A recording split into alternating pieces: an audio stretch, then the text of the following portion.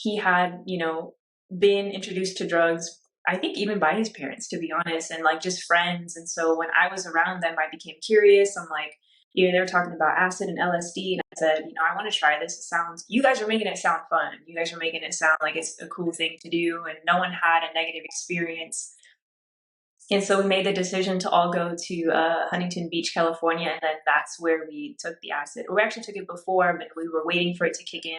Got there, and I didn't really know what to expect because I had taken ecstasy before then with those group of friends, and so I was expecting it to be like a feeling, not an experience, like not like visuals or anything. I didn't know anything. And then, so we were like on the sand, and this is kind of like where the hell trip starts. And I remember just playing music, and he was listening to a group called Suicide Boys, which is just a very demonic group of singers. And I was just able to, I think I mentioned this last time, I was able to feel and just really understand lyrics, like for what they truly were and for how evil they really were. And I just really felt it, and it scared the crap out of me. So I took out the earphones from my ears, and I was like, I don't want to listen to that. I just want to go, like, I was trying to calm myself down. I can already feel something was wrong. And I was kind of looking at the clouds, and they were starting to move. Like I was finally starting to hallucinate, I guess you can say, or see things. And the clouds were just really evil. Like I would see like illusions that didn't make sense. And then I would see like dragons, which like the clouds would turn into dragons, which I know now are actually demonic as well. And so that freaked me out, and I continued to walk to the ocean, and I was just trying to clear my head. And then I kind of saw like anything that I scoped out would turn completely green, almost like a film over a camera, like if I were to cover it with something. So my whole world was like a dark, eerie green. And then I turned around and I just wanted to go walk. I was trying to run away from like everything. Like walking was going to make anything better. But I remember anything that I passed or walked by would just completely deteriorate. Like it could be a flower, or like, I don't even know if the flower was truly there, but it could be a flower or a tree, and I would walk by it and it would completely die, like shrivel and die. And so, I'm seeing all this, but I'm not saying anything. I actually didn't speak throughout the whole trip. This trip was 12 hours, but I was so traumatized and in so much terror that I couldn't speak. And so it was really just in my face. And I remember physically shaking like the whole time. Like it's just really crazy. And so I continued to walk, and we sat down at a bench, and I was like, hey, I just want to calm down, and I can hear in the distance like demonic things mocking me. And I know a lot of people think like when you're on drugs that those things are not real, or like, oh, you're just, like I mentioned, I used the word hallucinating for lack of a better words, but people will say, oh, you're just hallucinating, it's not real. But I think that anyone that's taking these types of drugs can confirm like these things are real. The veil is just gone. Like you're seeing these things directly in front of you, as real as we are to each other, as how real these things were to me. So I was seeing like the spirits in people without the veil. And so I remember seeing these men, and there was like maybe four of them with the black truck, and in reality they were taking out trash bags, but to me they were dead bodies, like is what I was seeing. And they were just laughing at me and mocking me and pointing and just laughing and just mocking spirits and like, ha ha ha, look at her, like just knew that I was suffering, and they knew that I could see them and hear them. And so that was crazy. And then we continued to walk down to a main street, which we actually went on a day where it was a farmer's market. So there was thousands of people there, maybe hundreds of people there. And that whole street was closed down. And while we were walking there, this whole building in front of me, which I knew very well because I went to the beach all the time, was completely engulfed in flames from like the bottom to the very top. Like it was just in complete flames. And I wasn't saying anything still. So I'm just like taking it all in. No one knows anything that I'm saying. And then it didn't help because my boyfriend at the time was having like the grandest time. Like he was not in the same world as me whatsoever. Wow. And but I was seeing him, like while we were walking, I was looking at him, and I was just seeing him morph into this little demon. Like he would shrink and get short and dark and like a deep brick red. and like he would grow horns, and they were like short and they looked like chalk. I don't know how to explain it, but like chalk, and they had like very specific. They had like cracks in them. Like it was just so crazy, the details of everything. And his hands would get really long and like, yeah, just really creepy. And like his laugh, it was just really evil. It was very sinister. Like it was just, I was seeing his spirit at the time, maybe. I don't know. But that was really concerning because as I came out of the trip and, you know, years later, I was kind of wondering, like, why is my own boyfriend a demon? Or like, what is this? Like, why was he that and not anything else? Um, but as we were going down the farmer's market with hundreds of people there, I saw everyone with like no flesh. So I think the last time I explained it as like the Pirates of the Caribbean with Yeah. that one scene on the ship where they're like fighting Black each other. Pearl. The Black Pearl Yeah, boat. yeah. Yes, the Black Pearl, like everyone looked exactly like that. Like no flesh whatsoever. And the clothes looked exactly the same, like ripped up, and they were just all like really dead. Like none of them are really standing straight either. They were just kind of like dragging themselves. And I look back at this, you know, and I kind of wonder if those individuals were people that were not saved, that I was seeing in the spiritual realm, that were really dead in the spirit. And it's really sad because it was a majority, like everybody, really. And maybe there was like one couple I saw that didn't look as bad. So, you know, maybe they were like the only couple that was saved there. But yeah, it was it was a lot to take in. I remember stores that I knew very well too looked more like horror movies, and I feel like I could hear like chains swinging in stores, and there was like dead fish. And mind you, I'm by the beach, so it was kind of like going with the theme of everything. But I saw like, you know, like dead fish, like everything was just death around me. And I remember just my friends kept trying to make me walk. Like, hey, Gabby, let's continue to walk. Like, it's okay, you know, like we got this. I had one sober friend who I actually still talk to this very day. So I kind of get insight from her sometimes. But she was sober and she was just helping me through the process. But I would stop them every once in a while because when they were dragging me, I felt like they were dragging me into a deeper part of hell. Like, I just didn't trust anything or anybody. Like, I couldn't tell what was real anymore or what was like fake anymore. I was just gone. And but like my mind was still trying to grasp everything, like my consciousness, you know, like, okay, this is real, this is not real. Wait, is it real though? Because I'm seeing this and that's not that. And so it was just really confusing. And they said that I did that for a long time. Like they would drag me so far and then I would stop there. And then I would just like trip at everything for like a really long time. And then they would get me to walk again. And I remember there was this one time where she was trying to feed me. She was like, let's go get some tacos, you know, it's going to be fine. And this is still on the farmer's market. So I'm still surrounded by lights and food and people and everything. And I immediately started to feel like I was suffocating. Um, like I felt like, I don't know if you've ever been to Disneyland in the Haunted Mansion in the elevator. Okay. Well, when the, you know, it starts to go up, but you feel like you're going down and you can't tell like what's actually happening. Okay. Um, that happened to me, but like in real life. So like Yeah. I felt like I saw my world going up or I was going down. Like I was just sinking, and I would start to feel super dehydrated, and I was like screaming for water, like begging for water. And I said, you know, just like give me water, like hurry up, or else I literally thought I was gonna die. Like I would have like, I don't know how to explain it. I just really needed water. And so they gave it to me and I chugged it. And when I chugged the water, I came back to like just level ground, right? And then it kind of kept happening. So I had to keep drinking water. And I look back at that too. And I just think of like, you know, in hell, there is no living water.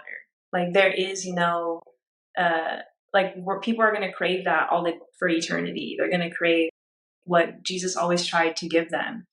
And that I just kind of felt that. And I was going through a lot of torment within the trip too, because I always thought that things were coming after me, but they never were.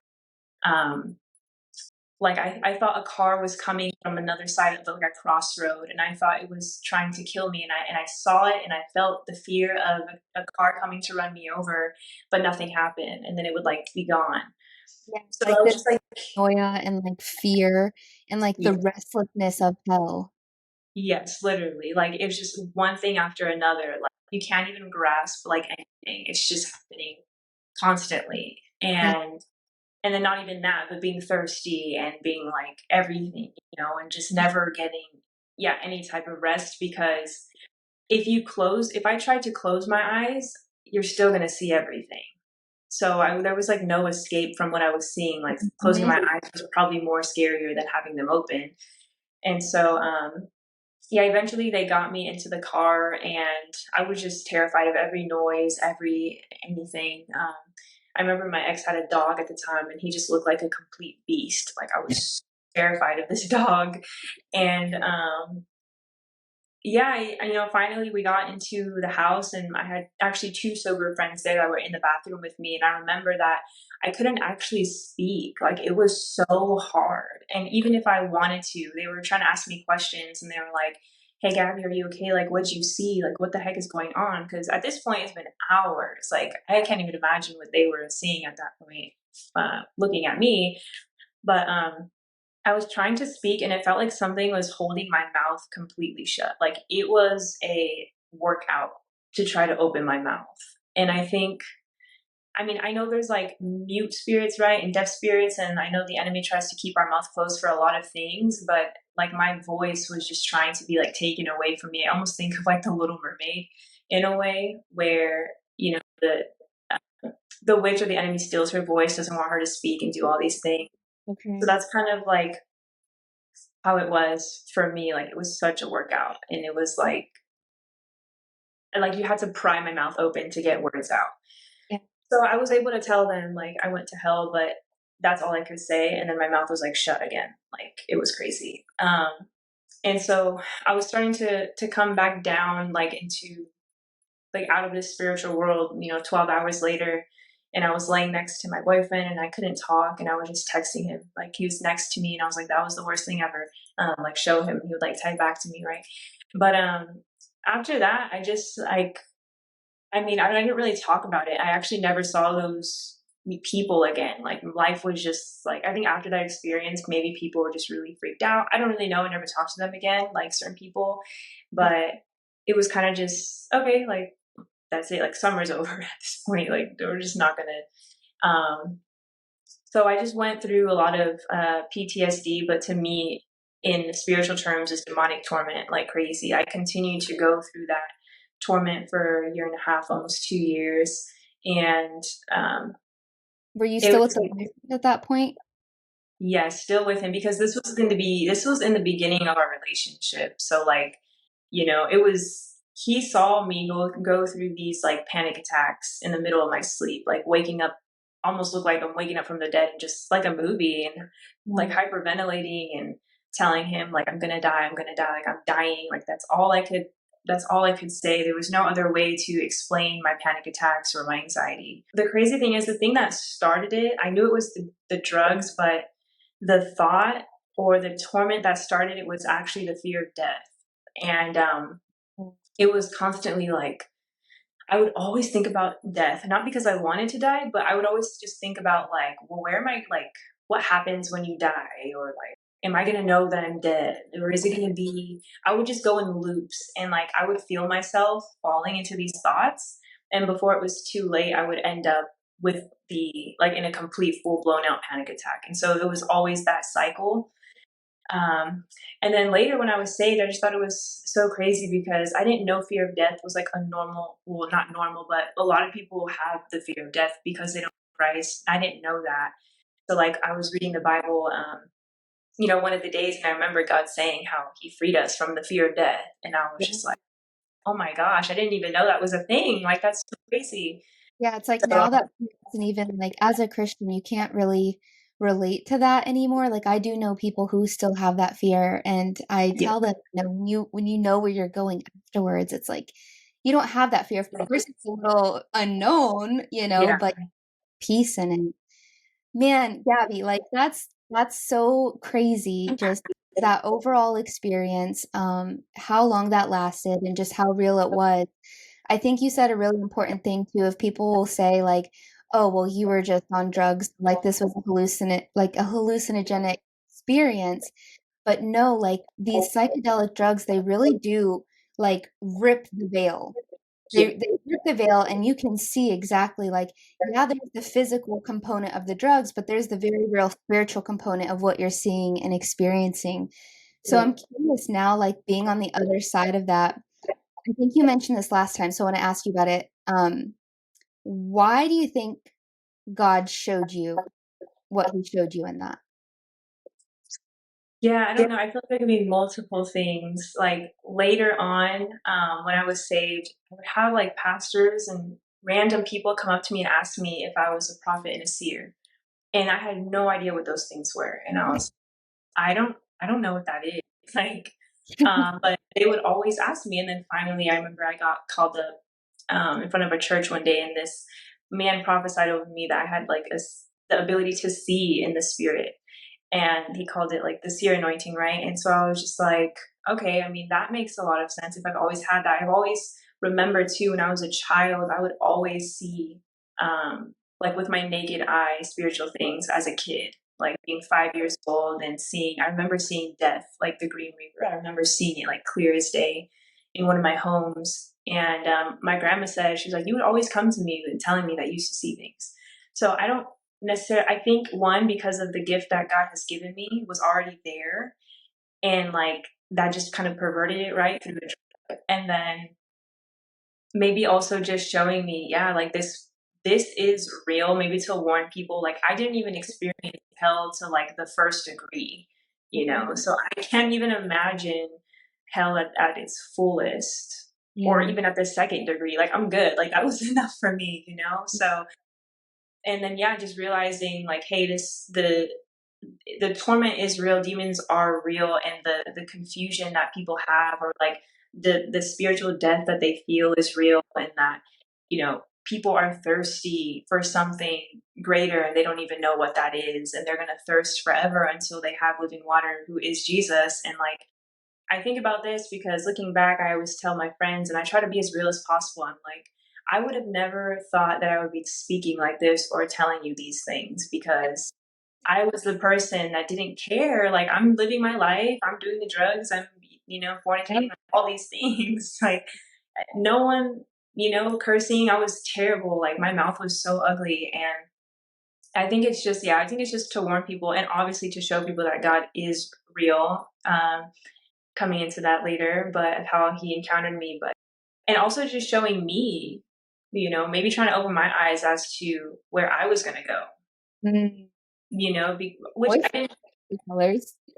Yeah, and who my boyfriend not, you know, like, and bless his heart, you know, like this separating him from the spirit is like who I was, you know, dancing with the devil at the time, and like getting with these people that needed Jesus just as much as I did. And I remember him always telling me that the Bible wasn't real, and like it was written by man, all these things. And it started to get in my head. I started to believe at a certain point, and just like tell my mom and family that the Bible wasn't real. And so yeah, I think it's just spiritual warfare at hand. But yeah, hopefully people can just understand that that place is 100% real, but there is a way out, and that they don't have to be trapped in a fear of death. And that Jesus says he will literally free you from the fear of death. And I didn't know that. I knew that after I got saved.